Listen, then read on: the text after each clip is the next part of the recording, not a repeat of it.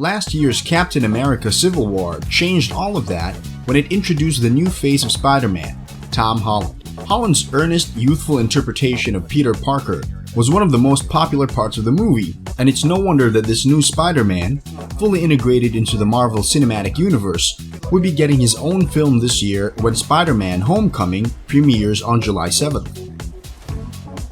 So far, all the buzz has been overwhelmingly positive. The release of the trailer back in December only further amped up the excitement, and news has been spilling out ever since. Welcome to Movies Out Now, and here is everything that we currently know about Spider-Man Homecoming. Before we start, please subscribe for more videos daily.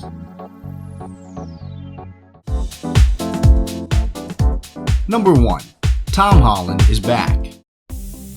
Given the unanimous round of applause that 20-year-old Tom Holland received for his debut in Civil War, it's no surprise at all that his return to the webs, and the first time that this version of the character will take a starring role, is perhaps one of the most anticipated features of Spider-Man Homecoming. In the few minutes that he featured in Civil War, Holland knocked it out of the park, combining the heartfelt everyman qualities of Tobey Maguire with the wisecracks of Andrew Garfield, as well as a joyful boyish glee of his own, all of which perfectly suited the role of a teenager bumping shoulders with a bunch of big superheroes for the first time.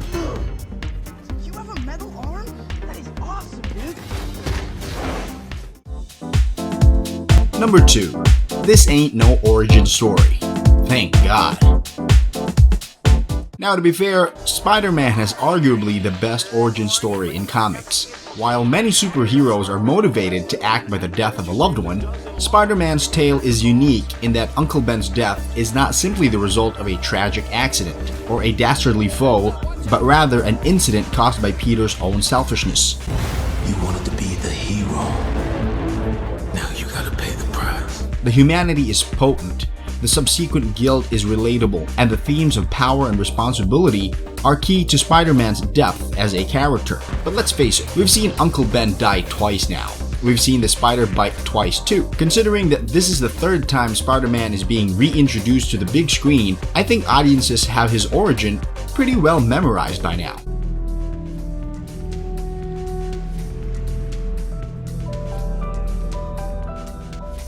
Luckily, Spider-Man Homecoming will not be an origin story and will instead launch forward from where Civil War ended. We're still dealing with a fairly inexperienced Spidey, but we don't need to worry about any repetition. Hopefully, there'll be some references or maybe flashbacks to Uncle Ben and how that tragedy has motivated Peter to do what he does. But either way, this Peter's origin will be the backstory and not the focus of the plot. Number 3.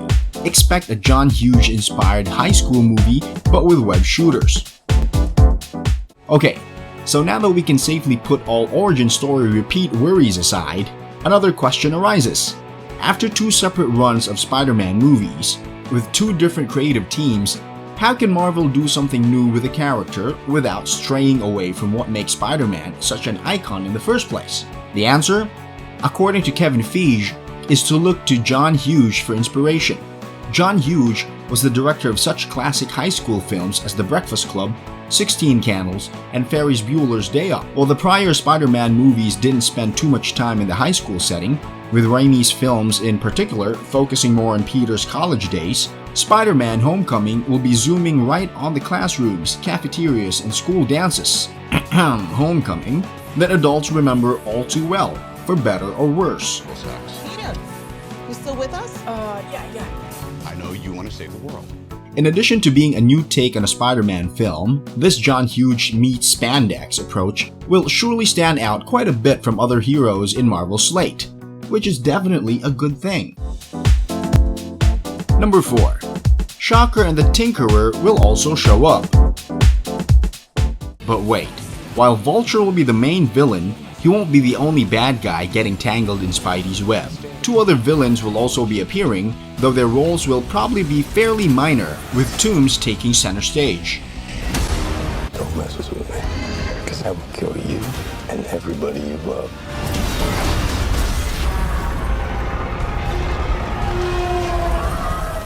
First up is the Shocker, aka Herman Schultz.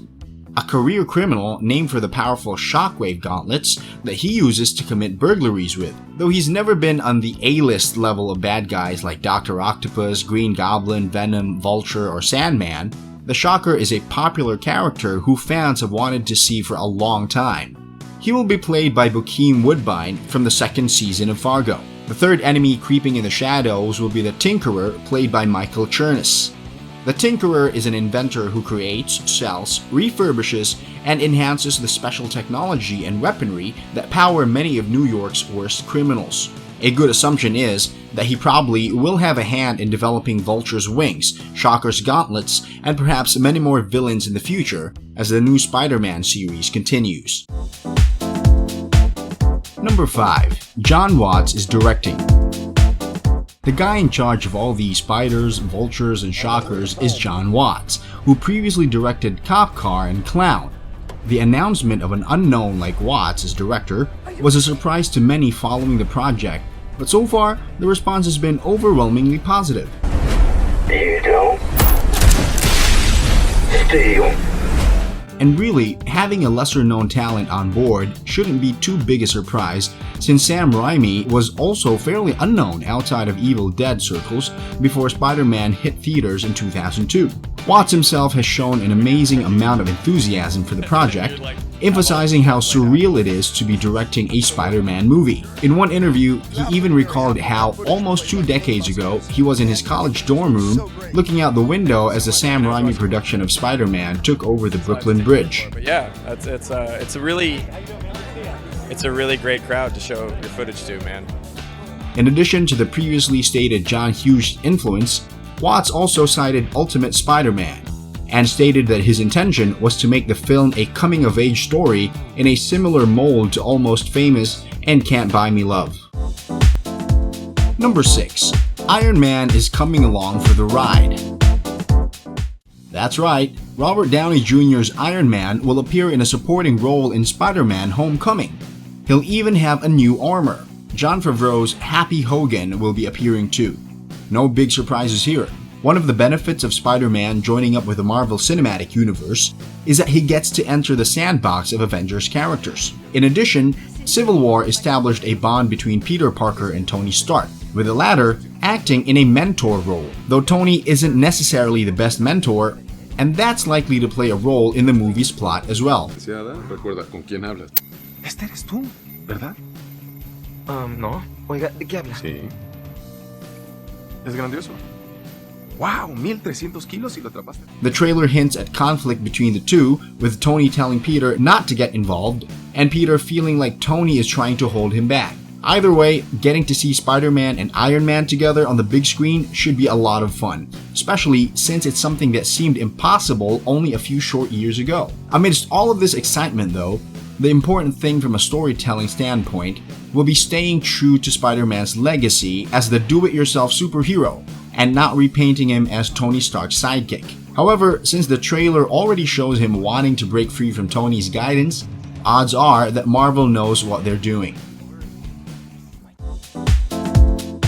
Number 7. Zendaya is not Mary Jane, or is she? Since she was cast, there's been massive speculation regarding the nature of Zendaya's role in the film, with many fans strongly believing that she's playing an updated version of Mary Jane Watson, Peter's soulmate and future wife in the comics. Zendaya herself has confirmed that she's not Mary Jane, and the movie's trailer positions Liz Allen as Peter's primary love interest, at least for now. From the outside looking in, the character that she is playing, Michelle, certainly seems incredibly different from any version of Mary Jane depicted so far. With Zendaya describing Michelle as a very dry, awkward intellectual who feels like she doesn't need to talk to people, this seems like a far cry from the Mary Jane that we know from the comics, who was originally presented as a carefree, bubbly party girl before it was revealed that she was hiding a fractured home life. So yes, it might seem like an open and shut case, but what if the character evolves over the course of the film, or films perhaps, as a surprise twist, which Marvel is holding back until the film's release? Number 8. Spidey has some new gadgets up his sleeve. Without a doubt, Spider-Man's most notable invention has always been the web shooters, a device that Tony Stark was impressed by when the two characters met in Civil War. But in the comics, Spidey has also carried around a number of other little gadgets that he occasionally uses for specific purposes, and Spider-Man Homecoming will mark their cinematic debut. Kevin Feige has stated that Tony's update to Peter's spider suit is adorned with the sorts of bells and whistles that Tony loves. Most significant, of course, are the web wings displayed so prominently in the trailer. The post-credit scene in Captain America Civil War revealed that he has the spider signal, a red light displaying a circular version of Spider-Man's mask.